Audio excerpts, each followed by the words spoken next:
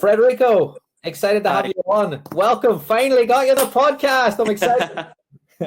It's an interesting story, actually. The way, because it was the first contact I had, and I didn't see it, and I eventually saw it, and I said, okay, I really have to answer him. So it's a real pleasure. I said to you before, and now that we're live, I remember last year trying to get a bit of a suntan here in Norway, which is not easy. But I would listen to the podcast, and I think then it's been very interesting. All the people you get, and I think the great advantage you have is that you bring different people with different ideas. So that is, diversity in that way is very productive for everyone listening. And I was part of that side of the conversation, so I'm happy to be on this side now. Much appreciated. Well, I've been a fan of yours for a long time.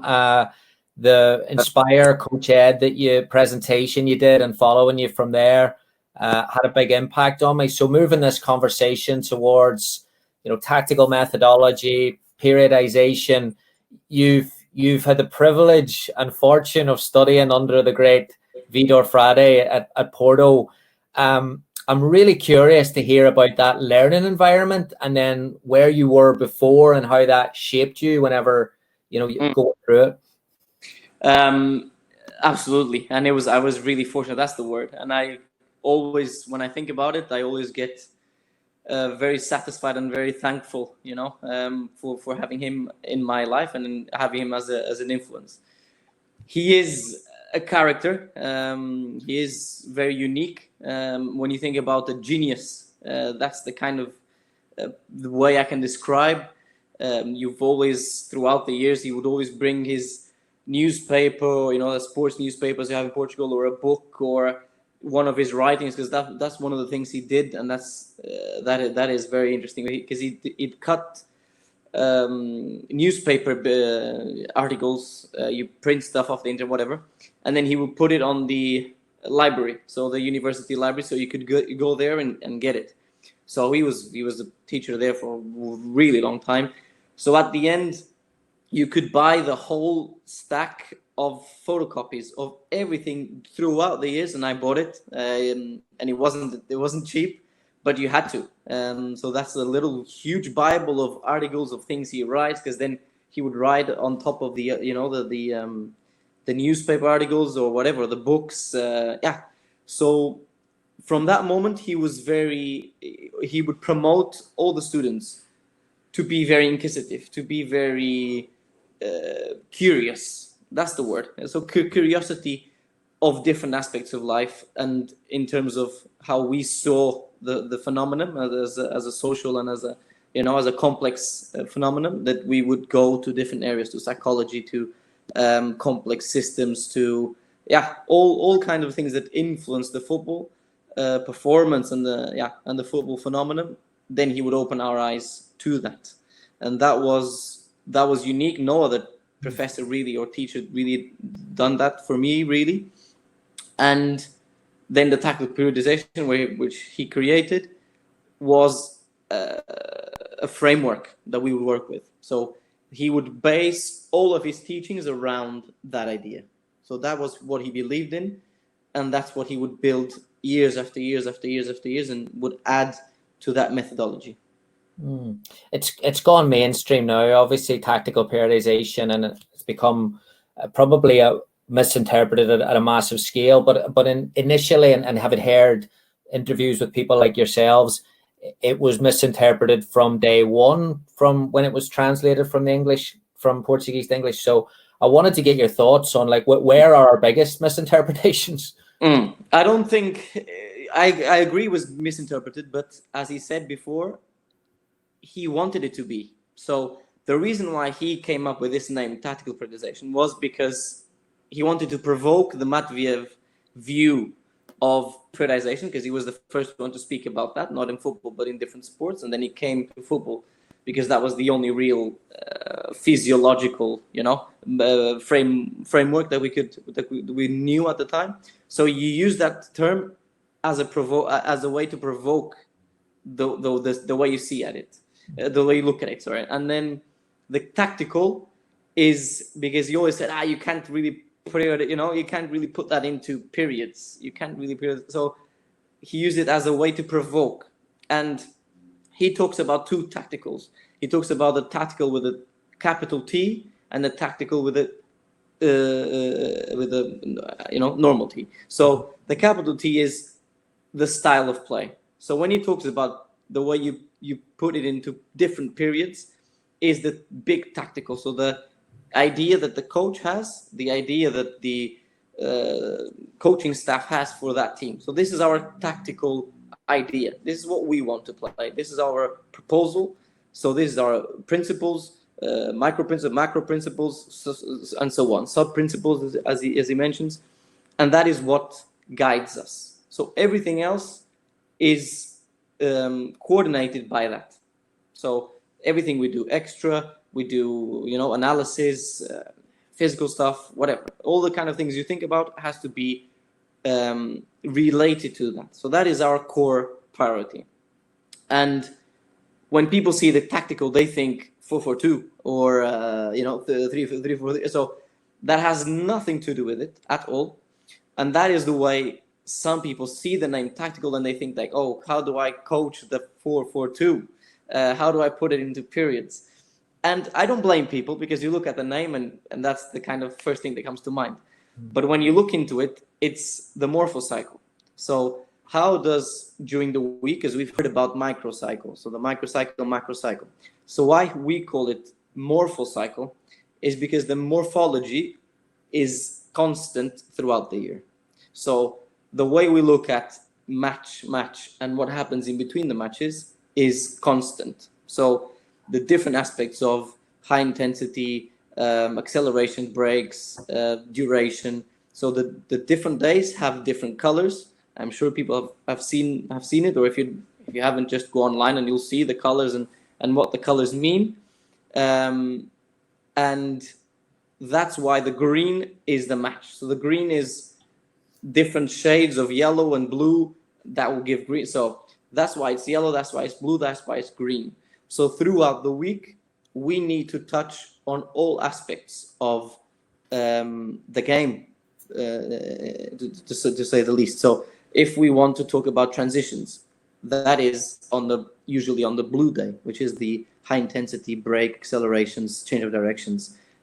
Some people call it strength day, but yeah, that's another misinterpretation. But that's the whole point, is that there's intense movements, and we usually do transition drills, transition moments. So losing the ball, winning the ball. Then when we go on to the green, it's usually what people call the duration. So that's where you link different sectors of your team, your backline and your midfield against whatever, or the full 11. And then moving on to yellow, that is where you have the sprinting, let's say, the more speed related. But the problem is that the speed has been seen as just a physical thing, and it's not just physical. So you can do a 11 against 11 on a yellow day. You just need to make sure that the drill and the activity you promote has speed of thought, speed of decision making, speed of reaction, whatever. So we don't see it in a way where we divide it into, oh, this is just physical, that is just mental, that is just, so those four corners, as we are used to hear about, we don't see it in that way. And I feel that every time I'm on the field, coaching, and I really feel that there's no distinction, and you shouldn't distinguish between those 4 moments, or however moments you want to number. So that is the main misconception. But as I say, I don't blame people. I don't put that pressure on them, because the name does suggest something like that. But when you look into it, when you study it, then it is something different. Yeah, US culture, and I have a couple of questions about the US culture is traditionally big on the science, weights, the physical side. So maybe that's part of whatever you have, especially with the college game over here, and you have people wanting to see periodization charts. I mean, how can you differentiate between the mental intensity and physical intensity? I think we have to look back and look at the history and look at how things developed, and that's how usually you understand the phenomenon. So we looked at sports in general as a game, as something fun. Then you started growing into a business into something more competitive, and now it is complete business. So what people did was, we'll bring specialists, as they call it, from this different areas. So we'll bring a psychologist, we'll bring a strength and conditioning coach, and then we'll put them all together and it'll work for sure. And we know that's not how it works. So that was the main issue, was that what we had as football coaches, they were previous players, former players, that then wanted to stay in the game, and then they started coaching. So the coaching courses from 20 years ago, 30 years ago to now are completely different. So to take a UEFA Pro course nowadays, it's nearly a university course. So you have to go through a lot of information in all those different areas, because the coach needs to understand the basics of each. Okay, he might get someone that is that knows a certain aspect into the least detail, or the smallest detail, but he needs to understand the whole picture. And that is what I feel when I look at NFL documentaries and things from way back. That is what you feel. Okay, now it's the strength and conditioning coach time. Now is the whatever tactical. Now it's the coordinator, defensive coordinator. So it was a lot of it was split up. So I can't see it in that way. I can't see it in a way where you do analytic work, or you try to improve the physical condition of a player, when we know in the game of football and in the majority of sports, your physical performance is linked to your decision making. So you only sprint because you have to sprint. You only make a certain movement because that makes sense in your head at that moment, to go in between the lines or to move into a blind side, So we have to make sure that when we coach that, and whatever methodology you want to use, when you do that, the physical, the mental, the tactical, the technical, they have to be all working with each other. That doesn't mean that you can't do one or two drills, whatever, that just focuses on a certain aspect. Yeah, but the player needs to understand that his body is unique. You can't separate the mental from the physical. And that way is, it's very important how you understand the way your body works, So the dualism of body, mind, and the mind is one thing, the body is another thing, that has been destroyed by science for a long time. And we know that, people lose their limbs and they have a phantom limb, so their body hasn't adapted. The limb is not there, but the mind still thinks the arm is there, so they can picture, playing the piano even if they've chopped the arm off. So the body and the mind is one thing, so we can't dissociate both things. And that means that intensity, as you asked, and decision making, they have to be there from the first moment. And if you don't, from my experience, if you don't, the players' sharpness, the players' focus, the players, they're not there. You don't feel that if the drill, if the activity is not asking them a lot in terms of their mental decision making, attention, focus, they switch off. And then you don't have the player 100%. You don't have the intensity in training that you think you do. So you need to get that. That can be through competition. That can be through self improvement. So that can be he himself setting a certain standard. Oh, I have to overcome this. It can be a finishing drill. It can be the same drill during the whole year. Okay, but you've scored 10 out of 10. Okay, cool. That's your objective. All right. So now let's try with the left foot. Okay, are you achieving those kind of percentages? The same with the center half. Okay, you can set the ball 30-meter pass. Okay, how precise can it go? How intense can it go? What So those kind of mental aspects of training, they have to be there for him to be engaged. The moment I feel that we've sometimes forget that, the player responds immediately, not consciously, but unconsciously he drops, not because he wants to, but because his mind is not there. Yeah, it's a topic that I've been pretty critical on environments over here that have spent fortunes on science, and it looks great. The cones are all set up, looks great. Players are all hooked up. They've all done their apps in the morning. They go in, and you can just feel that there's an environment of disengagement from minute one. And I mean, how does a coach, I suppose, combat that there and still get the detail that they want in the science? And it goes back to, what are they there for?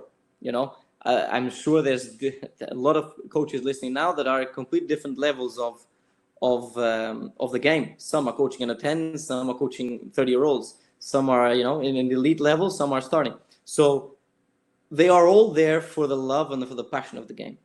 That's their main priority. So a training session, a football training session, it has to have football.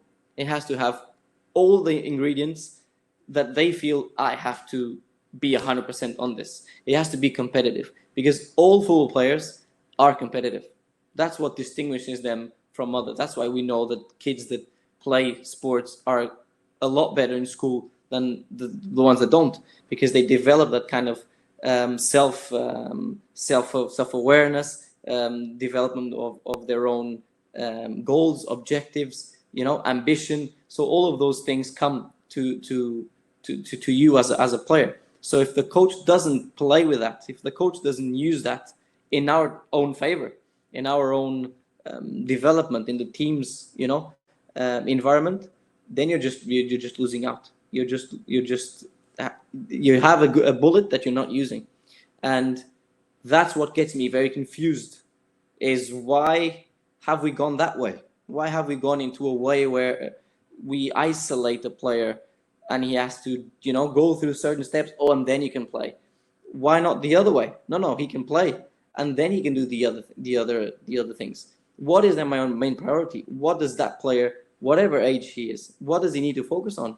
What are his targets? What are his ambitions on the short term, long term? So those should be the priorities for every player. And it seems that we've gone into a different way because of, as I think, that's my view. That's what I think right now, is because we've got certain specialists from different areas that it's too early still. We haven't learned how to cooperate in the best way, I feel. We know that you've got something to give, but we don't really know how to use you. And that has been affecting how training methodology has developed. And what I feel is that some people have an idea what they want, but they can't really put it into paper. They really can't. What is your methodology? What is your coaching methodology? Some coaches don't have one. It's so that kind of, as I said before, framework, that kind of, I know what we're going to do on this day, this. We might not do it, but this is my objective. This is what we need to work on. Okay, my team needs to play a higher line, a higher back line. Okay, how do we introduce this into our weekly plan? My team is going from 5-a-side to 7-a-side.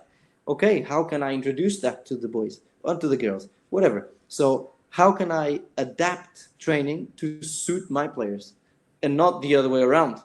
You know, how can the players suit my? No. Your training, the reason why you're there as a coach is to promote the players, is to make them better, and obviously, as a team, and if the interactions are better, the team will definitely be better.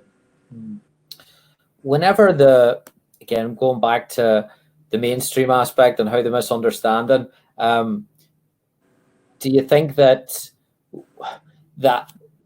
we're reluctant because there is so much, again, misunderstanding on load management? This is impacting perhaps coaches' ability to play an up-tempo game, a pressing game, and maybe restricting teams in a sense. And that's one of the advantages I feel that the way I studied and the way that I came across a certain coaching methodology, they bring me that view, exactly the same as understanding what is training and what is recovery, what is fatigue, because there is, when people think about fatigue, is my legs feel tired, I can't run as much, and not necessarily. You can have different types of fatigue. You can be sitting on a computer for the whole day, you haven't moved, but you get to the end of the day like, "Whoa, I'm tired." So we can't forget that every motion, every signal, every electrical signal comes from the brain. It goes down the brainstem, spinal cord, nerves, all the way to the point of your finger and your toe. So that takes energy.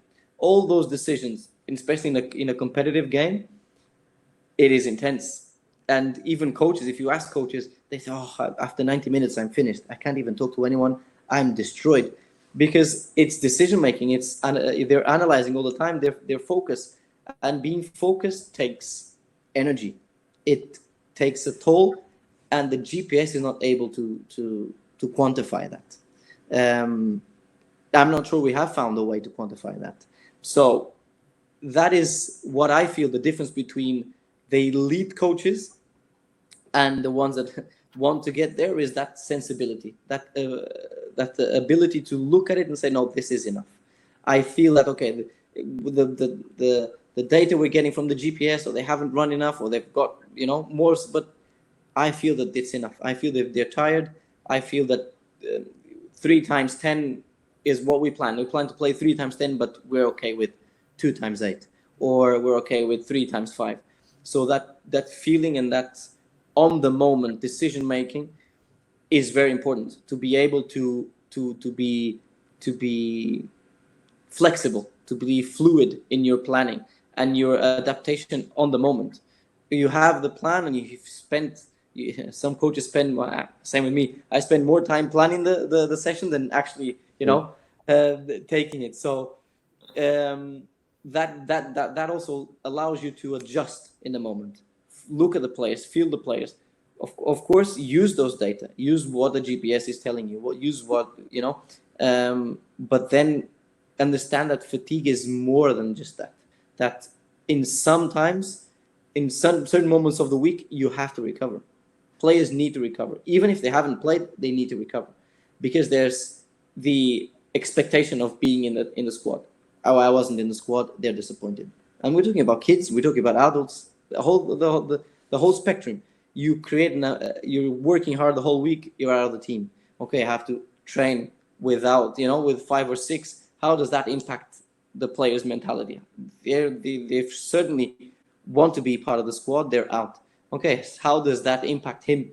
If he spends 3, 4, 5 weeks always out of the squad, but he's still training, he probably doesn't even have a day off, because maybe in the day off he goes to the gym or he does like extra work. So how can we look at that and say, okay, he hasn't played for 5 weeks, but we need to take care of this player, both physically, mental. As I said before, I can't really dissociate it, because I feel that a player that has been out for 5 weeks, one of the things that he really needs to focus on is the tactical side, is the decision making, it's the perception, sharpness, positioning, because that's what they miss. The physical, if you want to divide in that way, the physical capacity, you can get it 2-3 weeks, you're back. But the agility, the decision making, especially central defenders, center midfielders that have to make loads of decisions all the time, then they feel that they certainly feel that lack of games coming up. A coach that's always fascinated me, Rui Faria, and he was on your course, and I've heard from so many different people and reading and listening that he is someone who has taken it and stuck with it and been successful. He's one of the best operators around. I mean, what perspective can you share with us on that? I feel that one of the positive sides of UEFA Pro license is the people you meet, and we were very lucky, or I was very lucky, because it was an awesome group, because it was diverse and it was people that were working at the high level like he was. Because in Portugal it works with 3 weeks, we did 4, but it's usually 3 weeks in a hotel where you have 8 to 8. So 8 o'clock in the morning, first class, all the way up to 8 o'clock. You have practical, you have theoretical, and then you can go home in the weekend. So that's really intense. And the period we did it, Rui Faria was signing for a new club. So Mourinho was going to United, and they were signing for the new club. So we got through the whole process of the signing, the kind of priorities they wanted, who was going to be fundamental, and they said straight away, one of the most important players for us will be Fellaini. And people got surprised. Why is Mourinho taking so much? And then I wasn't, because I knew that from the first moment they said he's going to be very important for us. Situations like that, the stories that he would tell about Inter, about Real Madrid, we're talking about the elite. We're talking about the highest level. I'm not sure how because now he's coaching. Now he decided to leave Mourinho's staff and to take his own path, because that's really the only step he could take. If you've been at Real Madrid, Inter, FC Porto, where they started, Chelsea, there's you can't beat that. So the way that he had to keep himself motivated, the way that it was very interesting, because he had a passion for the game, of course, but it's a self-prophecy of, we want more. Okay, we want a new challenge. We want to take Man United back to what it used to be, and that is what drives them. It's the challenge. The challenge. It's not the money anymore. People think, the money. Of course, if you have a couple of zeros more on your contract, that would help, obviously.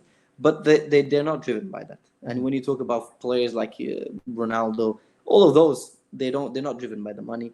They're driven by those targets. What can we achieve? We want to take Man United back to what they used to be. We've got Guardiola on the other side. We've got City winning. We need to get above. We need to beat them, at least not be too far from them.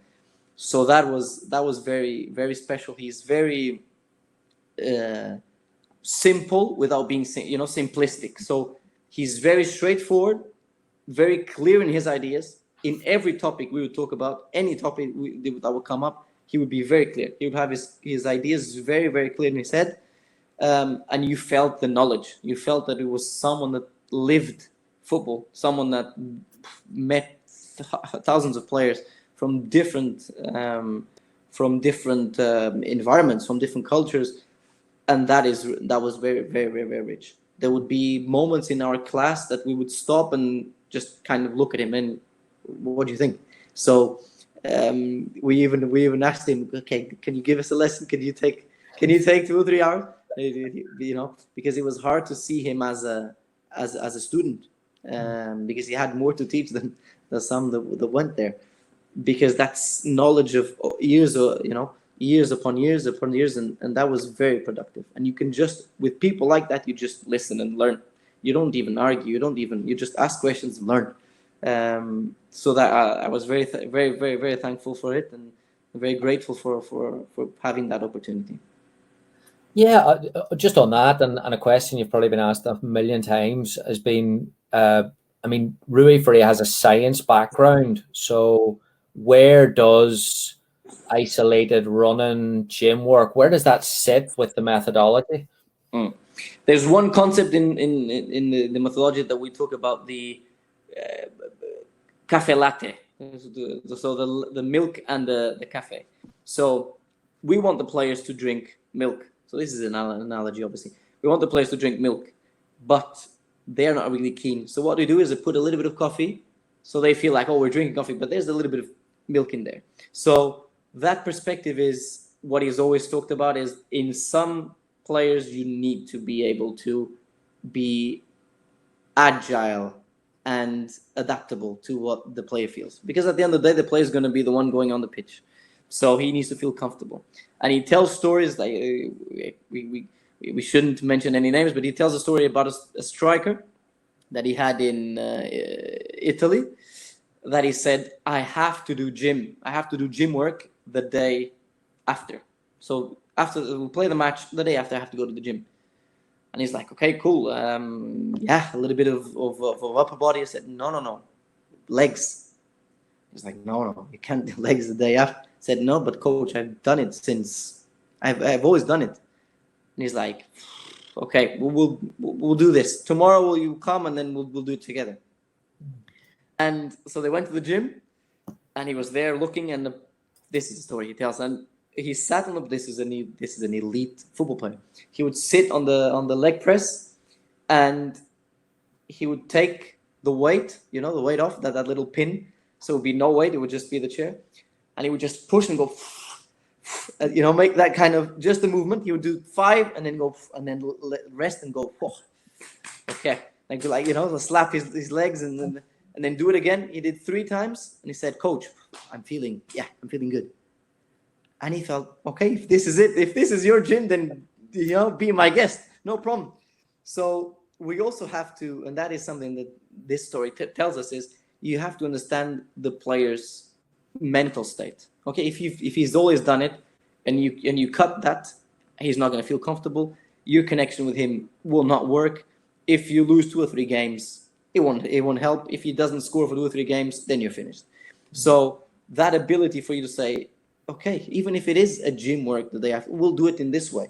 We'll adapt what we have planned for you to do it, and there's no problem. If your focus is on the main thing, if your focus is on, as we said, your style of play, how are we going to play against the next opponent? They do this, they do that. Or if we're looking at kids, okay, we have this curriculum. We want the players to learn how to dribble with the whatever left foot, or understand what a press and cover is, and we can do it. That is the main priority. Okay, can we do a little bit of even a little competition between the kids? Okay, we want to do a little bit of sprinting for them to understand what sprinting is. Okay, do it in the competition, do it as a fun, as a fun thing. Okay, then they'll get used to it, and then they'll be part of the week. Of course, ideally you can do that in a more game related situation, obviously. But we're not obsessed with it has to have the ball to be specific, because not necessarily. The ball is obviously the most important thing in the game, but there's moments without the ball, so you can do a lot of things without the ball, and that is still specific if it's specific to our play. If it's specific to the way we coach, the way we want our team to play, then of course it makes sense to do it. And that's the main message that he came across, is, of course, this methodology is what we follow, is what we believe in, but we can take it into a certain way where it's more like a cult than anything. No. There's no problem with going to the gym. There's no problem to do those different things if they're planned, if they are prioritized within our frame of work. Okay, we want to do this. Okay, this is where it fits. And what we feel it has been a problem, and we're speaking to different people, and he spoke about the same, that in Man United they had, because before him was Van Gaal, I think, and they had 12 physiotherapists, so they had 1 per player. And they said we don't need 12. So, but but they're under contracts. We can't just sack these people. So okay, just give it to the academy. They'll be more than happy. So I feel that there's been recent years, 5-6 years, there's been a way where the strength and conditioning side of the coaching staff, they seem to be in need to prove that they're needed. They need to prove the thousands of pounds or dollars that they spend in the new gym equipment, or it has to be used, or else why did we go and get it? So the priority then changes from the football to let's do this first and then we'll go out on the pitch. So in the player's mind, what is the priority? And the more we go through this way, the more the player will then be 35 and think, no, I have to do gym and this before I go out to play. So it's how we teach our kids what is the priority, what is strength, what is speed. Is speed just how quick you go from point A to point B, or is it how quick you can decide? I saw yesterday Barcelona brought Ricky Puig on, and that is speed. That is the touch, the decision making, combining. The way he changed the game, and he's 160 something. At least he looked like the shortest player on the pitch. So you look at would he play in different systems? Maybe not. We know that old, he wouldn't play for Barcelona. He only plays for Barcelona. Yeah, but there's more. Kante also plays for Chelsea. So there's that obsession with the physical brings us to the strongest, fastest, quickest, but not necessarily.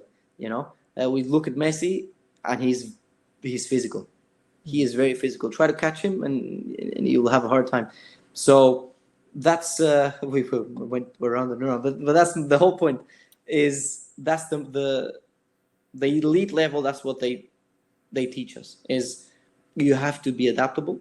You have to understand what each player needs, and that's your job as a coach. That's your job as a physical coach, to get everyone together and find where everyone links, and at the end of the day, they have to play together. It's not an individual sport.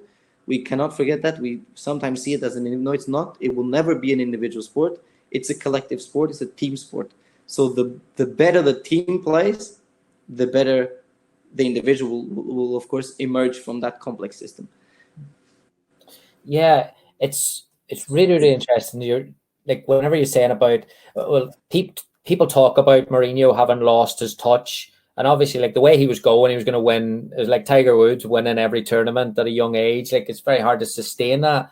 But like, there's recently an article from Miguel Delaney in the Independent over here, and he talked about Portuguese coaches almost dominating leagues now. How much of that is down to the tactical periodization, or how much of it is, as you go up the elite level, it is more adaptation, it is more flexibility, it is more relationship based? Where do the two of them kind of combine? A lot, because this generation now, so I'm 32, the coach is 10 years younger than me, already don't know anything else than this. So if you go to a coach in Portugal, a young coach, and you say, okay, let's do some sprints, some isolated sprints, run from there, he'll say, no, but no, we don't do that. So the problem is they're going to a little bit too much towards, as I said before, towards a way that it doesn't even make sense. So what tactical periodization always talked about was you need to develop your style of play. If you are Real Madrid with the players Mourinho had, that it was a counter-attacking team, then you obviously need to coach in a way that there is a lot of counterattacks. There is a lot of movements, crossing over, long periods, long distances of constant running, of defending deep, win, counterattack. That has to be coached. That has to be done on the pitch. So the moment your style changes, your coaching will also change. The requirements, so the physical requirements, let's say it in this way, if you want to divide it, the physical requirements for Barcelona are not the same as the physical requirements for Atletico Madrid. And I saw that in firsthand.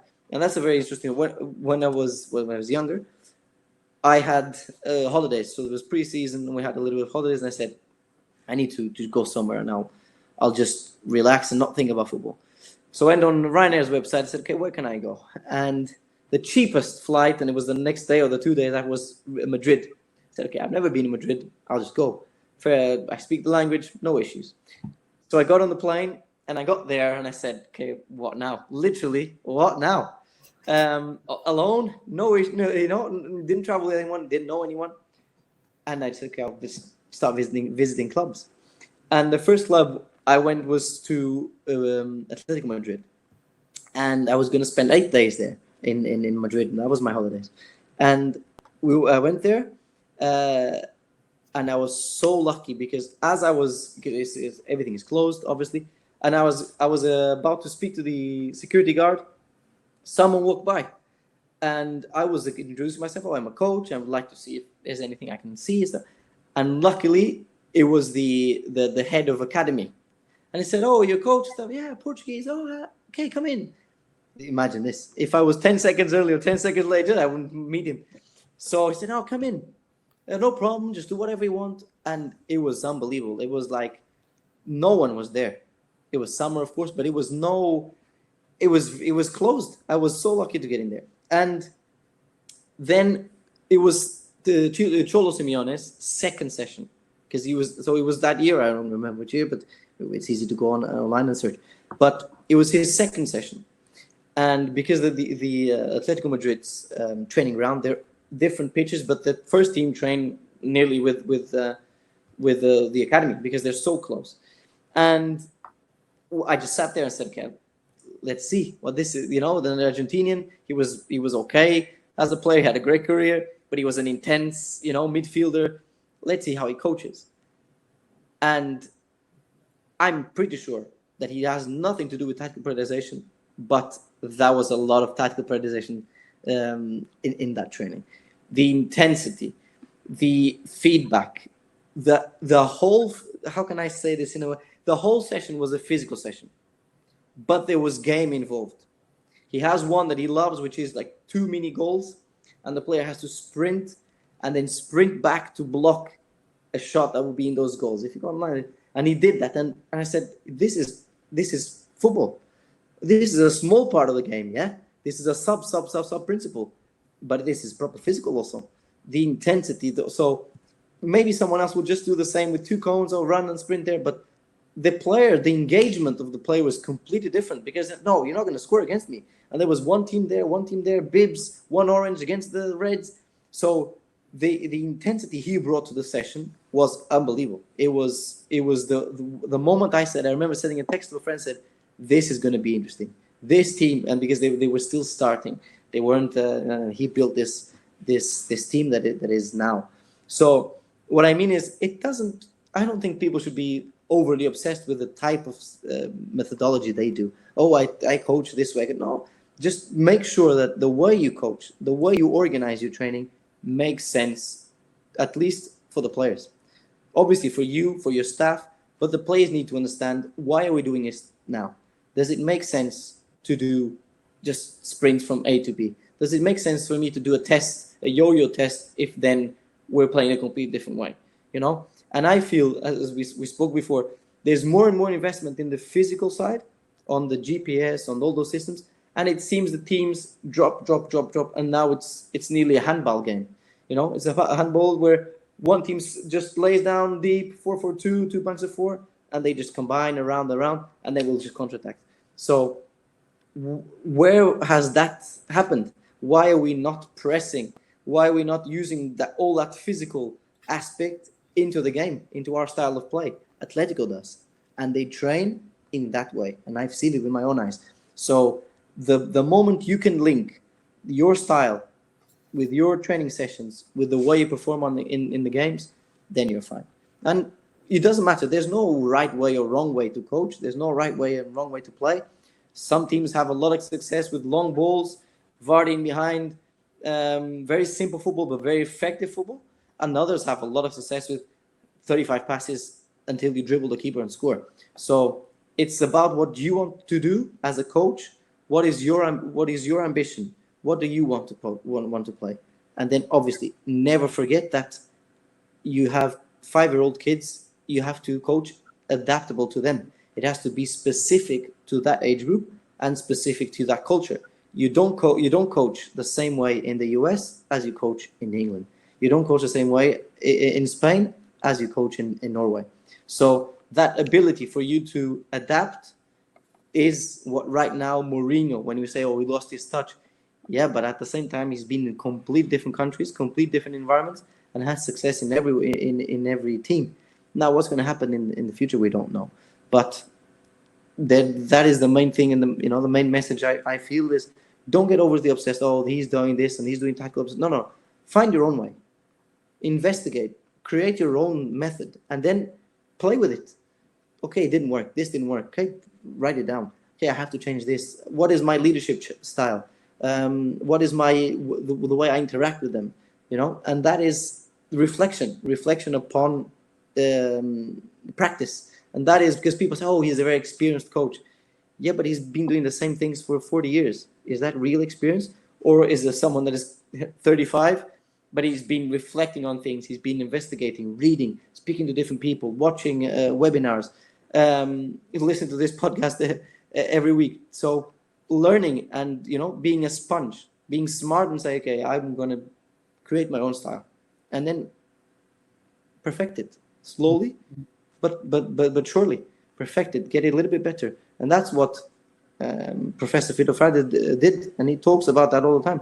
He started changing it. He started in one way, then he started adding, then add. So he has the idea, but at the end, after a few years, he has a complete methodology. He has a way of seeing things. Yeah, there must be an element of, again, when you bring in 20 more machines, then do you then start to think as a coach that I better not mess this up, I better not injure someone, and then you're not. That's what I love about Mourinho. I've always loved Mourinho because I've always found him an aggressive coach, and maybe not tactically, but I've always found him trying to, he goes into press conferences to fight. You can see him pushing players, like he's trying to do something, whereas there's a caretaker role almost as coaches today. How do you see that yourself? Yeah. And now you're starting to see something I've been enjoying is you see that teams hire an idea. They hire Guardiola because they know we want to play in this style. They get Klopp because we know we're going to play in this style. And the Mourinho in a different way. We want a winner. We're not really bothered with the way we play because his identity is to be adaptable, and that's what he is, a chameleon, and he wins in different environments. But you're also starting to see teams like City. Who's gonna come when Pep leaves? Because he will leave eventually. Who's gonna come? Who's gonna coach? Will they change? Will they stay with the same way? So the same with Barcelona. Now we went through an interesting period, and now we're back to what they call a Barcelona coach, a coach that wants to play out from the back. How will this play out? So the fans are really happy that they're playing this new way. But will they bring more trophies or not? Then we'll see with time. But I understand what you mean is the proactive coach. I want to change this. This is my, and we missed that. We missed the Guardiola, Mourinho's press conferences, though, fingers in Tito Villanova's eyes. So that fire, we're missing. It's too nice. Oh, he's a great coach, and before every Champions League, oh, they're a great team, and we're losing that kind of fire that we used to have. Ferguson, Wenger, those kind of intense. It was a match before it even started. Okay, we're on the tunnel. We all remember Roy Keane, Patrick Vieira in the tunnel. The match would start before, and it still does, But now I feel social media plays a role. The department of social media in clubs will play a role. We see that all the time. The clubs are answering each other, and the Twitter account sends a. So this will start to play. This will start to have an impact, and you can see the way that it seems that no one can really say anything. The players cannot really text or use social media because people are starting to understand how fragile it can be. A message written, with a very, very heated match or something, or he got sent off, he can go straight in and put himself in trouble. So that'll be very interesting to see how technology will affect the way that coaches communicate with the fans, because that's what you mentioned is what Mourinho would do. He would use the press conference and he would say that openly, this is my game, and this is where I want to start winning. This is where I want to start putting pressure on my own players, on the opponent, or take the pressure off them. So he always said that was his game, that he wanted to play that game in the press conference. So, and it is, if we look at Guardiola, I follow Guardiola's press conferences all the time. And he's constantly on, before COVID, obviously, but now also. But before, he was constantly on his pre-match, post-match, Champions League, League Cup, Premier League. So he's constantly on. His focus, as you say, more of a caretaker. It's tough. That's why you see that is their staff. Their staff, they all leave. You don't see anyone staying, the assistant staying and the main coach left. No. They leave and they go as a 7, 6. The goalkeeper coach, the analyst, the physio, so they all work as a team because they have to. The pressure up there is immense. So they have to get, that acquaintance to each other. They need to know each other and trust each other. And trust in a coaching staff is massive. Yeah, last couple for you, just along those lines of passion. Like that's what we're saying. We're missing some passion in the game, in just the emotion and way people play and the way people talk about it, because that's why we all coach for the most part. We're passionate about it. When you look at coach education, and you work in for coach development as part of your role today, how do you, I suppose, align structure, but then also try and get these people thinking and get these people to be deliberate about where they're going and take risks and put their emotion into it? And that is something I always wanted to do, to influence in a positive way, I think, or I try. And the when I came to Norway, that was my initial role. So the way the system works in Norway is very particular, because it's completely different than the English reality. So in Norway, they want, it's hard to explain, but they want the boys and girls until they're 15 to play for their local clubs. So they call the elite clubs, which is the clubs that are in the first, the top two leagues. So the Elite Serien and the Nobus, they call it here. So those two leagues, they are what they call the elite clubs. And in reality, there's one club in each town, so they are the main club. And that club has the responsibility to educate the clubs around. So the smaller clubs. So in my case, when I came, we had 14 clubs, what we call the corporation clubs. We call them corporation clubs. So it was my role to go around and coach the coaches. And I would do that through sessions, delivering sessions to 7-year-olds without even speaking a word of Norwegian. So that was fun.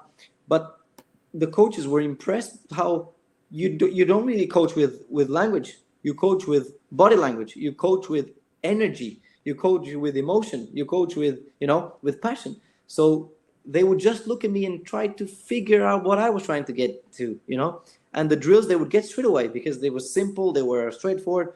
So that was my initial role. I would have that influence on the coaches outside, and then I'll have influence on the coaches inside the club. So that will be from the G16, so the under 16s at the club up to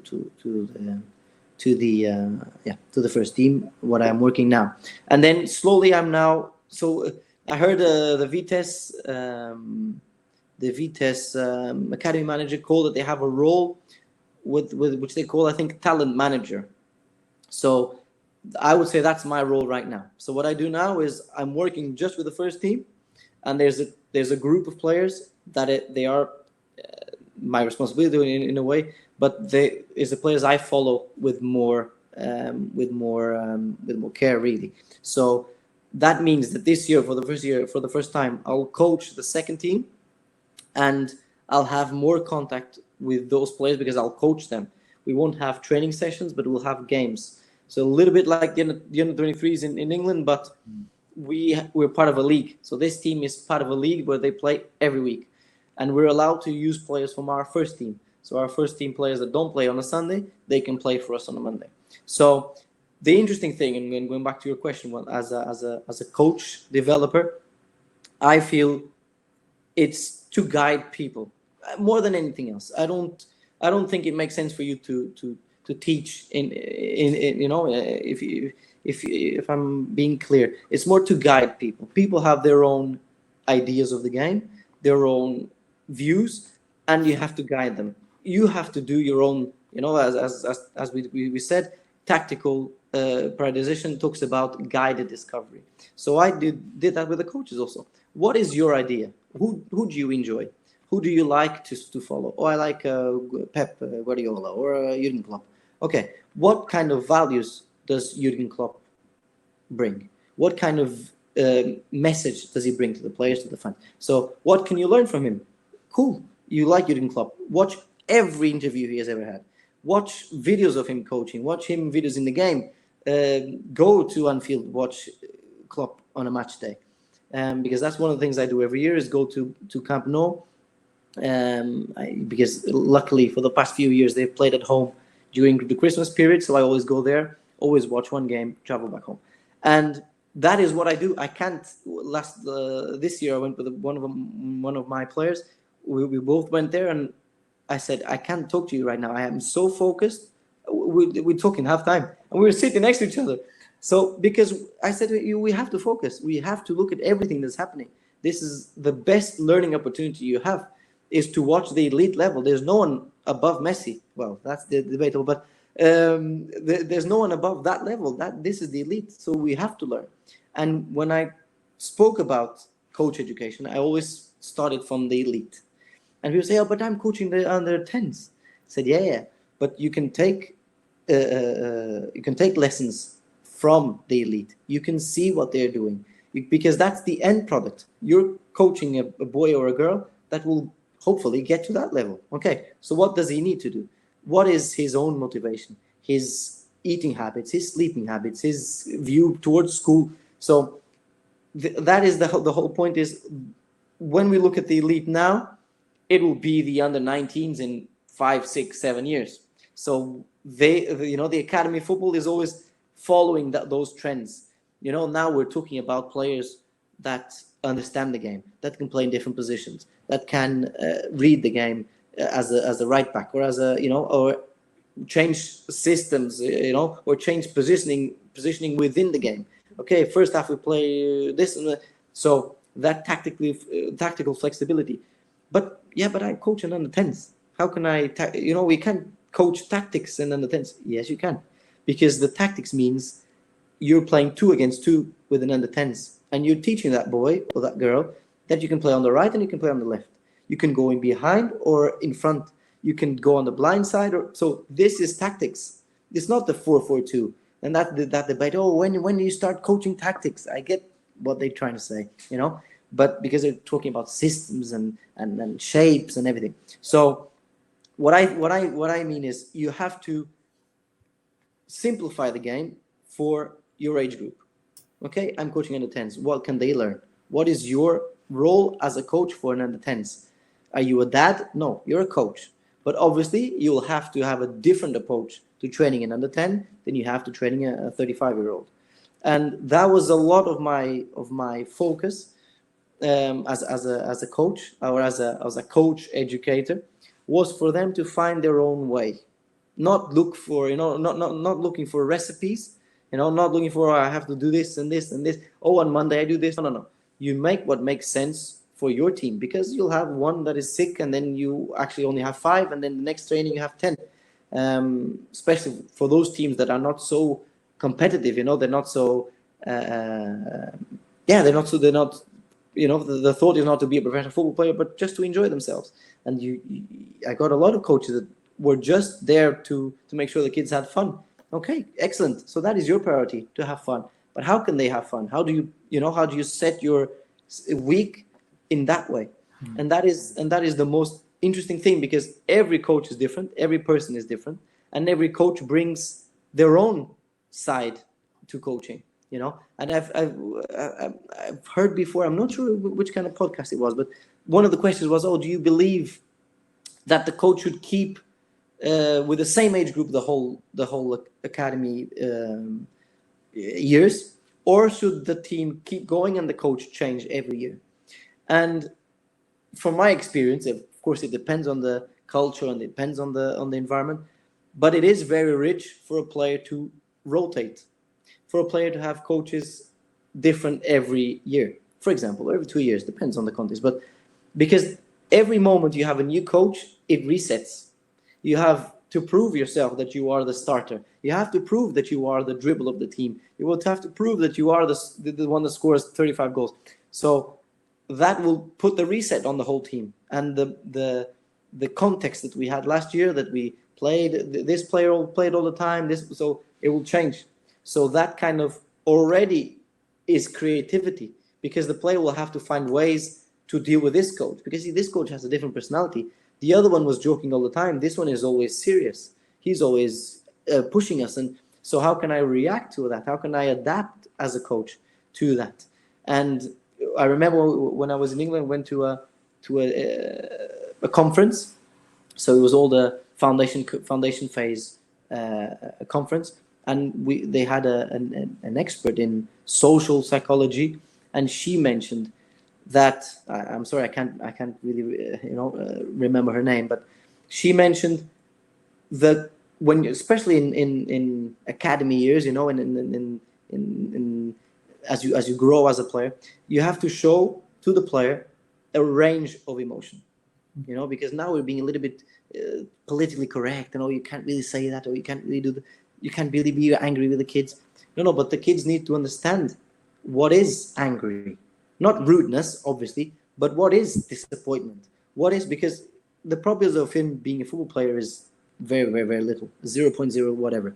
So he will be an employee in a company, and his boss will be angry. So he needs to see what that that expression, that range of emotions. And now that we're going to this digital environment, that kids are on their phones more than before, they're on their iPads more than before. The sports are the only way that they can feel that human contact, that human emotion. And this I picked on an academy example on the coach education, but this happens the same with first team level. They have to understand we're on pressure. You're under pressure now. Now the coach is angry. Now the assistant is angry. Now you need to step up. Or the opposite. He's happy. He's satisfied. Keep going.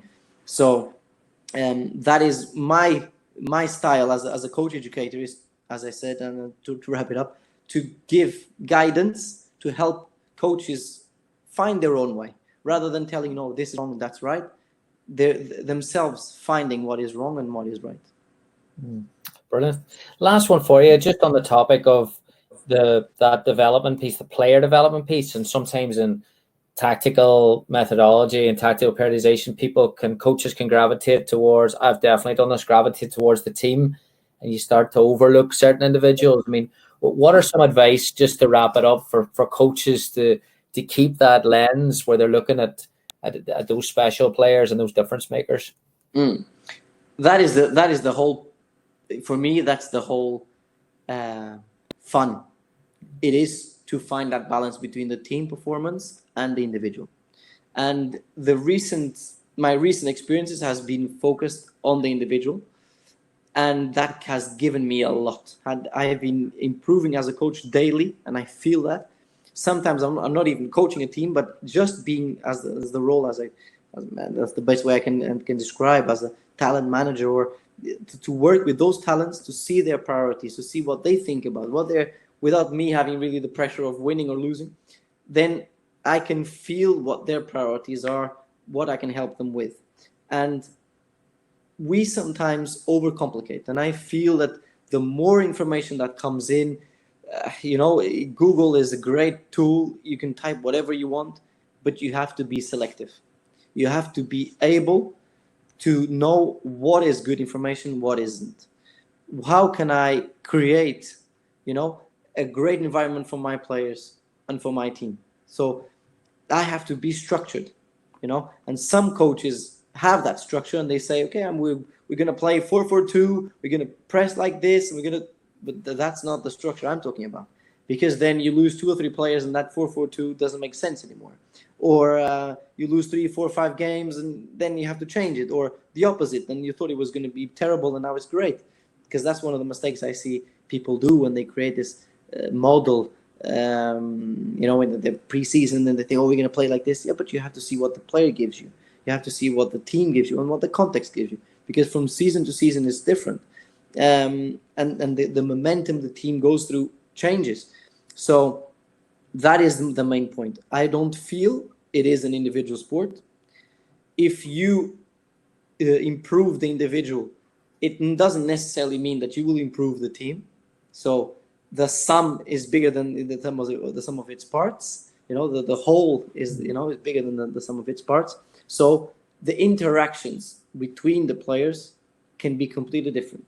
So it's not because you have the best wingers in the world and the best striker that combination will be brilliant. And the best way, everyone knows it, the best way to look at it is those 3 up top in red in Liverpool. Is Firmino the best striker in the world? I'm not sure everyone would pick Firmino as the best striker in the world. But for those 2 around him, Firmino is brilliant. There's no one like Firmino. The same with Salah and Mane. If we take Salah off and put someone else, will the interaction between those? This is a very clear example for everyone that we've been following Liverpool. So those 3 are brilliant together, And we talked about the same Neymar, Messi, and Suarez, or the BBC, Bale, Ronaldo. So the interaction between your team is the most important on a match day. It's the way that they will all build a different level, So we talk about performance levels. So we know that you've reached this level here. How can you take your team to the next level? How can you set? I have 5 objectives for this season. I want my players to understand how to play compact. I want my players to whatever you create in your head. Put those 5 and tell the players. Be open with your players and communicate to them. This is what we're looking for. This is our objective. This is our way.